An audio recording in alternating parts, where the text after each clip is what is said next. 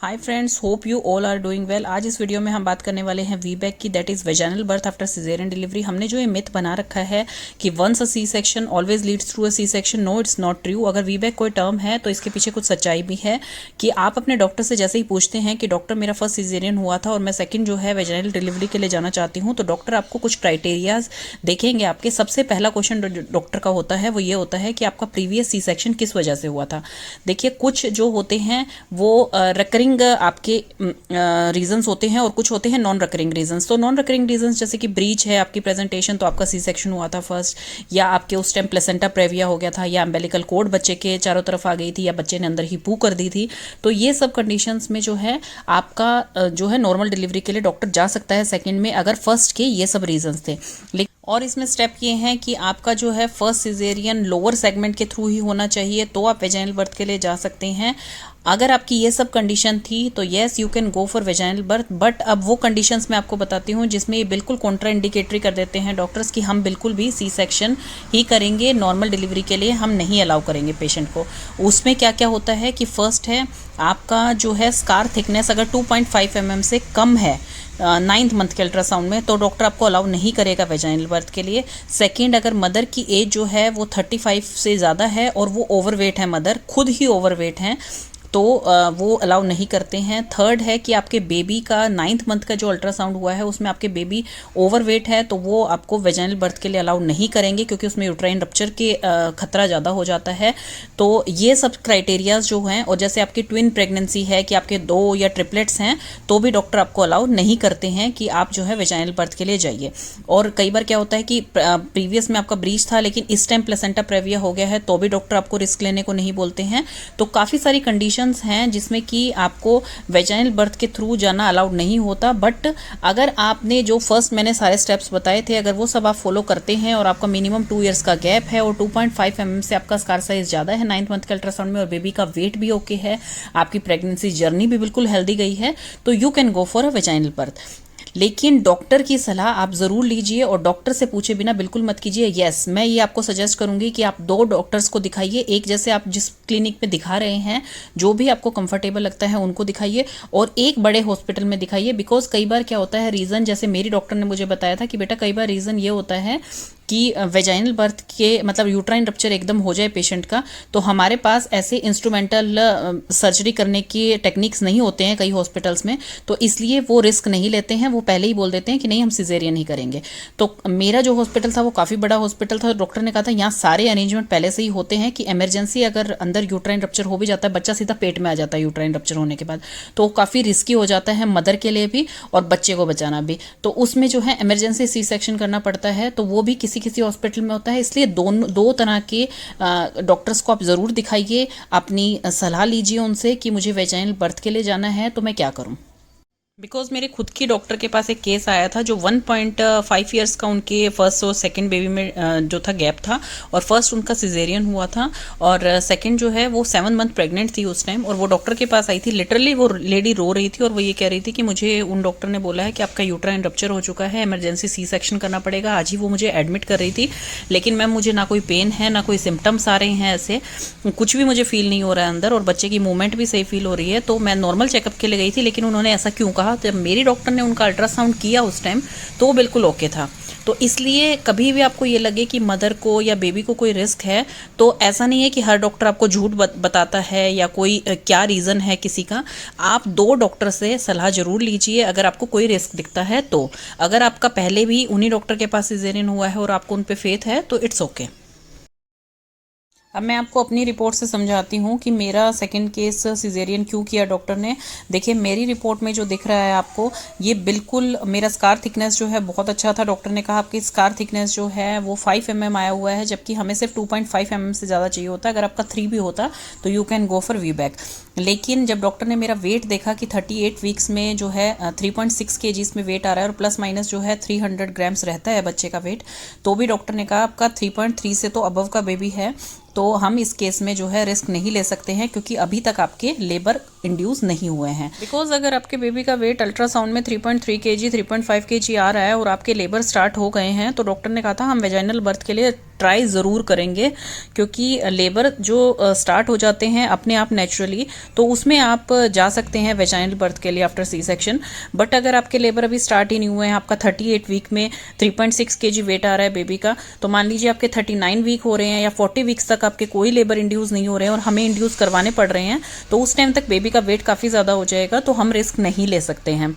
देखिए कई लोग क्या होते हैं कि अपने रिलेटिव्स का या बाहर वालों का सुन के और वो कहते हैं कि नहीं हमें तो वेजाइनल ही बर्थ करवाना है, सी सेक्शन के बहुत नुकसान है। देखिए ऑफ कोर्स है, वेजाइनली जो नॉर्मल आ गया जिसके आगे, तो नॉर्मल ही होती है हर चीज़, उसमें आपके ब्लड लॉस कम होता है, आपकी रिकवरी टाइम बहुत फास्ट होती है, आपको हॉस्पिटल से जल्दी डिस्चार्ज मिलता है, आप मतलब हर चीज़ में उसमें फ़ायदा है as compare to surgical, risk नहीं रहते हैं उसमें। लेकिन अगर डॉक्टर आपको कह रहा है कि आपके रिस्क फैक्टर हैं, आप नेगेटिव साइड्स पे ज़्यादा हैं, आपके नेगेटिव पॉइंट्स बहुत ज़्यादा हैं और आपके लेबर इंड्यूस नहीं हुए हैं, सबसे बड़ा फैक्टर ये होता है कि आपके जब तक बेबी का वेट ठीक है, आपके अल्ट्रासाउंड में ठीक आ रहा है और आपके लेबर जो है नॉर्मली इंड्यूस नहीं हो रहे हैं 38 वीक्स तक, 40 वीक्स तक, तो फिर डॉक्टर इसमें बिल्कुल आपको मना कर देते हैं कि नहीं आपका सिजेरियन ही होगा, क्योंकि इंड्यूस करने के बाद जो जितना ज़्यादा और स्ट्रेच होगा बेबी का वेट भी बढ़ेगा और जो आपका स्कार का जो थिकनेस है वो भी कम हो जाएगी।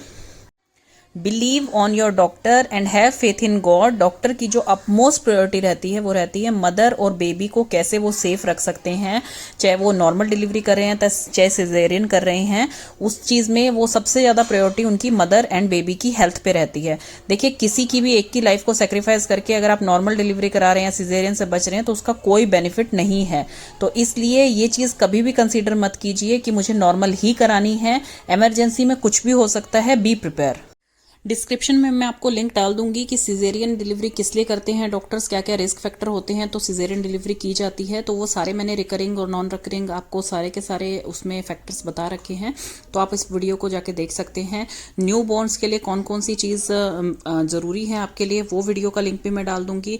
न्यू मदर जो बनी है ये सबसे ज़्यादा ज़रूरी चीज़ है जिसको हम बिल्कुल नेगलेक्ट करते हैं। हम न्यू बॉर्न के लिए तो देख लेते हैं कि उनकी टेक केयर कैसे की जाए, फर्स्ट विंटर्स है बच्चों की, लेकिन जो न्यू मॉमीज बनी है या जिनका सेकंड सिजेरियन हुआ है, थर्ड सिजेरियन हुआ है, उनको मसाज करानी है नहीं करानी है, वो सब फैक्टर भी आपको जो है मैंने इस वीडियो के लिंक में डाल दिए हैं, वो आप जाके देख सकते हैं। देखिए सारे के सारे फैक्टर जो हैं वो ध्यान में रखते हुए डॉक्टर आपको सही सजेस्ट करेगा। अगर आपको एक डॉक्टर पे बिलीव नहीं है आप दूसरे के पास जाइए, और जो भी आपको मैं ये कहती हूँ कि वेजाइनल बर्थ के लिए एक चांस जरूर देना चाहिए पेशेंट को, क्योंकि कुछ नहीं पता होता कि आपका नॉर्मली वेजाइनल बर्थ बहुत अच्छे से हो जाए और डॉक्टर को जो है उसमें रिस्क दिख रहा हो, लेकिन अगर बहुत सारे फैक्टर्स जो हैं आपके नेगेटिव साइड पे जा रहे हैं तो आपको रिस्क नहीं लेना चाहिए। मेरा सिर्फ वेट का इशू था, तब भी मैंने डॉक्टर की बात सुनी और मैं सेकंड सिजेरियन के लिए गई। देखिए कई लोग पूछते हैं कि एपिड्यूरल नहीं लगवाना है, बहुत दर्द होता है, ये है वो। इमरजेंसी सी सेक्शन से तो आपका अगर पहले से ही डॉक्टर जो बोल रहे हैं कि आपके फैक्टर्स बहुत ज़्यादा है नेगेटिव में, तो आप पहले से ही अगर प्रिपेयर होके जाएंगे तो वो बेटर है as compare to emergency C section के। देखिए बिल्कुल बेनिफिट है, नॉर्मल डिलीवरी से अच्छी तो कोई डिलीवरी नहीं होती है, लेकिन अगर आपकी फिर भी सिजेरियन डिलीवरी हो गई है तो अपने आप को डीमोटिवेट करने की जरूरत नहीं है। सिजेरियन भी कोई इतनी बड़ी चीज नहीं है, आजकल नॉर्मली सिजेरियन हो रहे हैं। मेरी डॉक्टर के इवन 3 सिजेरियन हो रखे थे, तभी मुझे उनसे मोटिवेशन मिल रही थी कि अगर डॉक्टर होकर ये करवा सकती हैं तो इट्स ओके, क्योंकि उनका इतना बिजी शेड्यूल था। मीन्स मैं देख रही थी जब मैं 3 दिनों के लिए एडमिट थी, वो रात को 12 बजे भी आ रहे हैं, 2 बजे भी आ रहे हैं और सुबह मॉर्निंग में 5:30 भी डिलीवरी हो रही है, और वो दिन भर भी वहां पर ओपीडी देखते थे। तो वो इतना हेक्टिक शेड्यूल जब वो बियर कर सकते हैं 3 सिजेरियन, तो इट्स ओके, हम भी कर सकते हैं। लेकिन ये सब अपने अंदर का होता है, साइकोलॉजी वर्क करती है इन चीजों में कि हमारी नॉर्मल डिलीवरी हो रही है, सिजेरियन डिलीवरी हो रही है, रिकवरी उतनी ही फास्ट होगी जितना आप साइकोलॉजिकली अपने आप को स्ट्रांग मानेंगे, और अपने आप को जितना स्ट्रांग मानेंगे उतनी ही आपकी देखिए ब्रेस्ट फीड भी बहुत अच्छी होगी, बच्चा भी बहुत स्वस्थ रहेगा। ये चीज आप आजमा के देखिए, मैंने ये चीज आजमाई है, ये चीज बिल्कुल लागू होती है, आपकी साइकोलॉजी वर्क करती है। अगर आप साइकोलॉजिकल ये सोचेंगे मैं बहुत वीक हूं, मैं चल नहीं पाऊंगी, मैं कैसे चलूंगी, मेरे कट लगे हुए हैं, तो आप उतने ही रिकवरी टाइम आपका बढ़ जाएगा। तो इसलिए आप पॉजिटिव सोचिए और बिल्कुल पॉजिटिव रहिए। Yes you can go for वीबैक, मैं ये बार बार कह रही हूँ, आप अपने डॉक्टर से सलाह लीजिए, आप वीबैक के लिए बिल्कुल जा सकते हैं, क्योंकि इंडिया में अब ये चीज़ काफ़ी अच्छी रेशो में हो रही है कि फर्स्ट सिजेरियन के बाद सेकंड जो है वेजाइनल बर्थ हो सकता है। और एक टॉपिक और था कि मुझसे किसी ने पूछा था किसी वीडियो के कमेंट में कि कितने सिजेरियन मिनिमम करा सकते हैं। देखिए सिजेरियन की कोई लिमिट नहीं होती जैसे मेरे डॉक्टर ने कहा था, लेकिन उन्होंने कहा था सेफ जो होते हैं वो 2 सिजेरियन इज सेफ। और वैसे तो किसी के रिस्क फैक्टर होना होता है तो फर्स्ट में भी बहुत ज़्यादा रिस्क हो जाता है, ब्लड लॉस बहुत ज़्यादा हो जाता है, या कोई भी रिस्क फैक्टर हो सकता है, वो फर्स्ट में भी हो सकता है और सेकंड में भी हो सकता है, ऐसा कोई गारंटी नहीं लेता है। लेकिन 2 सिजेरियन उन्होंने कहा बिल्कुल सेफ होते हैं। अगर फिर भी आपके पास बेबी का लॉस हो गया है, कोई फैक्टर हो गया है, तो you can go for 3rd C section. लेकिन 3 उन्होंने मैक्स बताए कि मैक्स 3 सी सेक्शन हो सकते हैं। उससे बाद जो है बॉडी के साथ आपको इतना जो है उसे नहीं करना चाहिए प्रेशराइज कि आप 4th के लिए जाएं, बिल्कुल उन्होंने मना कर दिया था। 3 सेक्शंस उन्होंने कहा था कि ठीक है हो सकते हैं, वो भी जबकि आपके पास कोई ऐसा फैक्टर है जैसे कि आपका फर्स्ट डिलीवरी में कोई दिक्कत हो गई थी या सेकेंड में कोई दिक्कत हो गई थी, तो you can go for 3rd one. कई पेशेंट्स को ये भी लगता है कि फर्स्ट सिजेरियन के बाद हम बेल्ट पहन सकते हैं, एब्डोमिनल बेल्ट, या मसाज करा सकते हैं, सेकंड के बाद नहीं करा सकते, और 3rd के बाद तो और ज़्यादा रिस्क हो जाता है। ऐसा कुछ नहीं है। मेरे 3rd सी सेक्शन के बाद डॉक्टर ने 4th डे ही मुझे एब्डोमिनल बेल्ट लगा दी थी कि ताकि आप आराम से घर जा सकें। जैसे ही उन्होंने मुझे व्हील चेयर पर बिठाया था कि आप जो है बेटा आराम से उठोगे तो आपको ये जो है इससे अच्छा फील होगा। सिर्फ आप खाते टाइम कुछ भी पी रहे हैं आप, या फिर आप सो रहे हैं, तो उस टाइम पे डॉक्टर कह रहे थे कि ये थोड़ा सा अवॉइड करना बेल्ट को। अदरवाइज जो है वॉकिंग के लिए ये सबसे बेस्ट है, आप बेल्ट बांध के ही उठिए, क्योंकि आपको डायरेक्ट उठने के लिए डॉक्टर मना करते हैं। मैंने सारे फैक्टर्स वो लिखे हैं कि आफ्टर सिजेरियन जो है क्या क्या आपके रिस्क रहता है, क्या क्या चीज़ें आपको नहीं करनी चाहिए, बेल्ट आपको कब से यूज़ करनी चाहिए, सबके लिंक मैं नीचे डिस्क्रिप्शन में डाल दूंगी। और अगर आपको 3rd सिजेरियन में क्या क्या रिस्क फैक्टर हैं, 3rd सिजेरियन में क्या एक्सपीरियंस था मेरा, अगर वो आपको चाहिए तो आप प्लीज़ कमेंट में मुझसे पूछ सकते हैं।